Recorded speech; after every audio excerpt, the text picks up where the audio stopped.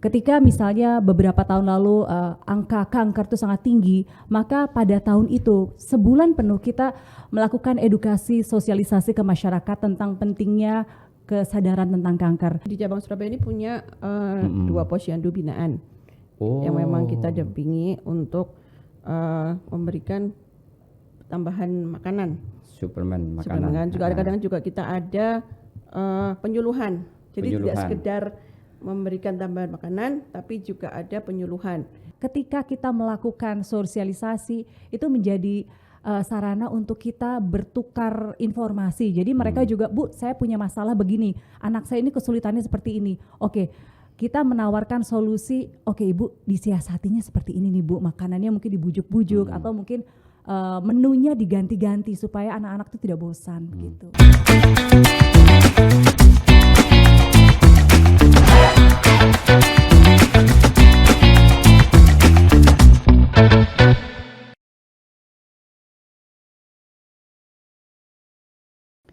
Assalamualaikum warahmatullahi wabarakatuh. Apa kabar semuanya, Tribuner dan pembaca harian Surya. Siang ini saya kehadiran beberapa tamu yang istimewa karena memang berkaitan dengan momentum pada bulan ini. Mereka adalah teman-teman dari Ikatan Istri Dokter Indonesia, IIDI Cabang Surabaya. Halo semuanya, apa kabar? Halo. Jadi ini saya kenalkan dulu, yang ada di depan saya ini adalah Ibu Dian Asra Al-Fauzi sebagai Ketua IIDI Cabang Surabaya. Kemudian ada juga Mbak Virgianti Primadeni. Nah, ini mereka adalah pengurus dari IIDI Cabang Surabaya. Apa kabar semuanya ini? Baik, Alhamdulillah, baik-baik, sehat. Ini bagaimana ya teman-teman IIDI ini di tengah bulan Ramadan seperti ini, bukannya apa ya, tapi tetap bersemangat dalam beraktivitas. Okay. Nah, tadi ini barusan juga selesai melakukan suatu kegiatan gitu ya Mbak ya? Yeah. Jadi kegiatannya itu stunting turun ke kampung-kampung, ke masyarakat. Sebetulnya IIDI itu apa sih Bu Dian, Mbak Dian? Oke, saya coba jelaskan sedikit ya Mas Wiwit. IIDI Cabang Surabaya itu Ikatan Istri Dokter Indonesia. Jadi kami kumpulan dari istri-istri dokter yang ada di Surabaya. Kami ada pengurus 31 orang beserta penasehat. Penasehatnya tuh ada 3 orang. Terus untuk anggotanya sekitar 145 orang. Itu kapan? Ini pengurus baru ya, katakan ini masih pengurus baru Mbak Dian ya? Yeah. Kapan itu Mbak dilantik? Pengurus barunya disahkan tanggal 20 Juli 2022 kemarin. Oh pas waktu pandemi kayaknya ya? Sudah transisi ya, transisi. Jadi ada 31 orang yang sekarang lagi di kepengurusan IIDI Cabang Surabaya ya. Apa saja sih kegiatan IIDI itu Mbak? Boleh tahu apa visi, apa misinya gitu? Oke, kegiatannya untuk IIDI Cabang Surabaya ini banyak ke sosial medis.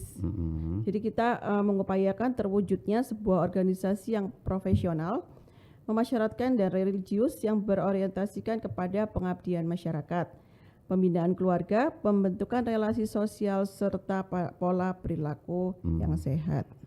Tapi intinya tetap pada sosialnya yang kita tekankan. Kegiatannya banyak ke sosialnya. Jadi bukan hanya kumpul-kumpul aja, tapi memang banyak sekali ya aktivitasnya ya. Iya, kita kumpul tapi bermanfaat. Termasuk saat bulan Ramadan seperti ini ya, nggak ada ininya, nggak ada jadanya kayaknya. Terus ini ya, terus melakukan aksi-aksi di masyarakat gitu ya. Iya, nggak ada liburnya sih soalnya. Ramadan justru lebih banyak programnya dibanding bulan-bulan sebelumnya. Oh begitu ya. Lebih produktif sih kita ya. Jadi Mbak Dian ini Tribuner adalah istri dari Dr. Asra Al-Fauzi, dari dokter spesialis bedah saraf ya Mbak Dian ya. Jadi mereka ini adalah teman-teman sekumpulan ya istri-istri dari dokter-dokter. Kemudian di samping Mbak Dian ini adalah Mbak Virgin. Apa kabar Mbak Virgin? Baik, alhamdulillah. Mbak Virgin ini adalah ketua panitia dari Bulan Bakti IIDI ya tahun 2023. Bulan Bakti IIDI Cabang Surabaya gitu ya. Ini apa momennya Mbak yang dibidik dari Bulan Bakti ini? Jadi setiap tahun sebenarnya IIDI itu sudah menjalankan Bulan Bakti sejak awal berdiri IID itu setiap tahun kita selalu membuat bulan khusus di mana kita itu lebih mendedikasikan program-program kita terhadap masalah sosial medis pada saat itu. Ketika misalnya beberapa tahun lalu angka kanker itu sangat tinggi, maka pada tahun itu sebulan penuh kita melakukan edukasi sosialisasi ke masyarakat tentang pentingnya kesadaran tentang kanker. Nah, pada tahun ini, terutama tahun 2022 dan 2023, kita merasa bahwa Indonesia ini memiliki masalah yang berat terkait stunting. Karena pemerintah juga Kementerian Kesehatan memiliki fokus terhadap penurunan angka stunting itu. Maka IID secara nasional juga membuat program bagaimana caranya kita menurunkan angka stunting di masyarakat. Ini sudah berjalan 2 tahun, 2022, dan tahun ini kita tetap berfokus pada stunting begitu. Melanjutkan program stunting yang tahun kemarin ya. Iya, betul. Kalau boleh tahu di Surabaya, IID cabang Surabaya ya, itu memang meneruskan program dari pusat atau memang program ini dimodifikasi di cabang Surabaya? Itu tidak dimodifikasi, tapi IID sendiri itu secara nasional membuat program agar dilaksanakan di seluruh cabang IID di seluruh Indonesia. Jadi memang ini programnya memang sudah dari pusat ya? Dari pusat, dari pengurus besar Mas. Iya. Dari pengurus besar IID. IID. Dan dilaksanakan secara serentak begitu di bulan ini. 1 bulan penuh kita melakukan bulan bakti ini. Itu kalau yang secara real di masyarakat, ngapain sih IID ini untuk apa tadi? Stunting ya, kita penekanan pada stunting ya. Apa sih yang dilakukan di masyarakat secara real gitu? Baik, kita boleh kita contohkan yang kita lakukan ya. Baik, di bulan ini kita memiliki 3 kegiatan. Yang kegiatan pertama itu sudah kita lakukan, kita melakukan sosialisasi kepada masyarakat, terutama para ibu yang memiliki anak-anak balita di Kecamatan Dukuh Pakis Surabaya. Kita memberikan edukasi pentingnya bagaimana kita mengatur makanan anak-anak agar gizi mereka itu terpenuhi. Kemudian juga kita mengajarkan bagaimana mereka itu bukan hanya dari segi makanan tapi dari pola hidup yang sehat sehingga bisa mendukung tumbuh kembang anak-anak itu agar lebih baik. Nah, kemudian di program kedua di bulan ini kita mengadakan di Posyandu. Jadi kita betul-betul turun ke masyarakat ke tingkat bisa dibilang apa ya, RT RW gitu, kita memberikan tambahan makanan. Sebentar, kalau yang tadi itu yang ke Posyandu itu berarti kan ada kegiatan kayak timbang ya, balita, kemudian pemberian makanan. Itu juga ikut serta ya. Iya, Kita ikut serta. pembinaan. Kita ada di Surabaya, di cabang Surabaya ini punya 2 posyandu binaan.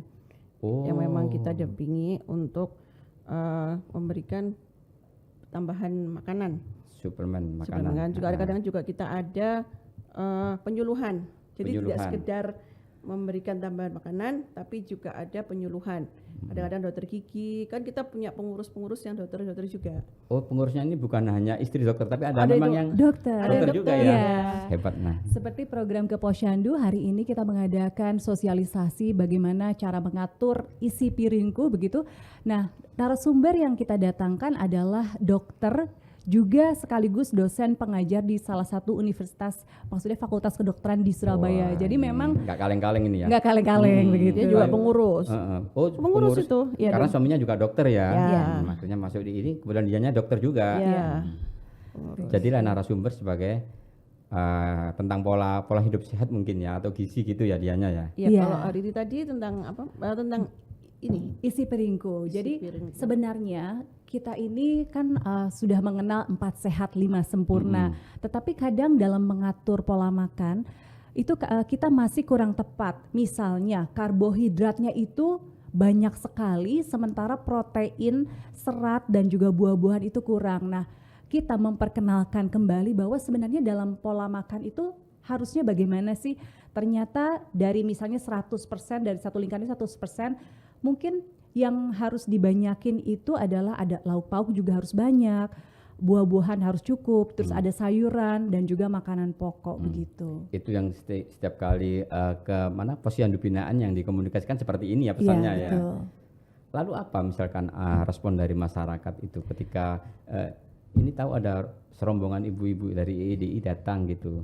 Mereka sejauh ini responnya sangat positif ya. Jadi mereka ini rasa ingin tahunya ternyata sangat besar.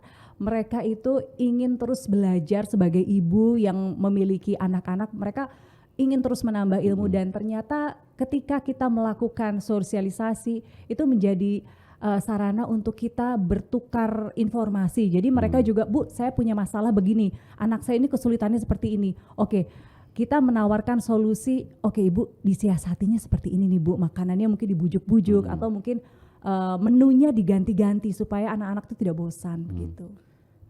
Saya balik Mbak Dian, lagi ada yang mau nambahin? ke balik ini Mbak. Kemarin yang waktu tadi disebutkan di mana kecamatan atau kelurahan Duku Pakis ya. Iya, Ya.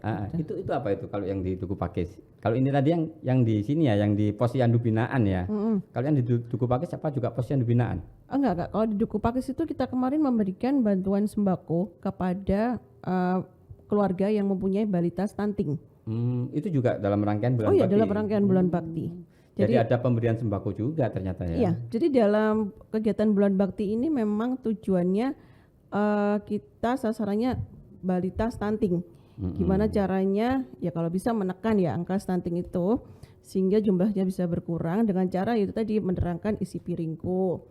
Terus ada lagi memberi bantuan sembako dan memberi bantuan makanan hewani yang nanti ini kegiatan selanjutnya. Ada pemberian makanan sehat dan yang terdiri dari telur, daging, ayam gitu ke balita-balita stunting yang sudah direkomendasikan dari kecamatan yang kita tuju. Kalau boleh tahu stunting yang terjadi di masyarakat itu seperti apa sih? Mungkin teman-teman IID ini bisa sedikit menjelaskan stunting itu kenapa sih kok bisa gitu? Apakah memang gizinya dari balitanya kurang atau memang kondisi orang tuanya?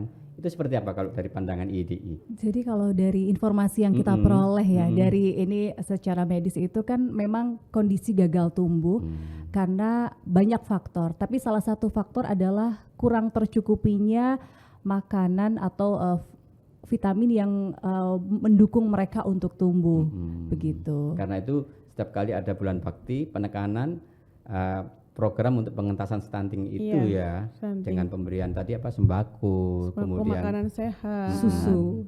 Iya, susu hewani ya, makanan hewani. Kalau yang di Posyandu Binaan itu di mana aja, Bu Pak Dian?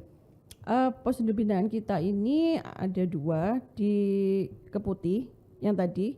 Keputih itu yang Posyandu Anggrek Bulan. Oh ya, Keputih agak ke sana ya, Keputih, agak ke timur iya. ya. Nah, terus yang satunya di Posyandu Mawar yang tadi di Yang Gedung Thomas. Gedung Thomas. Nah, Itu setiap hari apa itu kalau setiap apa gitu kalau ke sana? Dari sebulan ini? sekali.